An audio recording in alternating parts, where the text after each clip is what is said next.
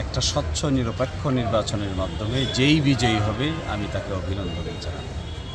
এবং বর্তমান বাংলাদেশে নতুন রাজনৈতিক সংস্কৃতি গঠন করতে না পারলে আবার সেই পুরনো রাস্তায় হাঁটলে দেশের কোনো উপকার হবে বলে আমি মনে করি। আমি যদি হেরেও যাই আমার কোনো আপত্তি নাই বিজয়ী প্রার্থীকে অভিনন্দন জানাতে। আমি যদি জিতেও যাই আমার কোনো আপত্তি নাই সাথে নিয়ে কাজ করতে। ফলে এই নতুন রাজনৈতিক কালচার মানুষের সামনে উপস্থাপন করার জন্যই আমরা এই পথে এসেছি।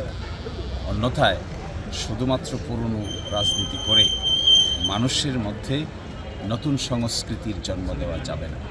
তো আমি প্রত্যাশা করছি নির্বাচনটা হবে কম্পিটিটিভ, ফ্রি, ফেয়ার, ক্রেডিবল, বিশ্বাসযোগ্য, নিরপেক্ষ।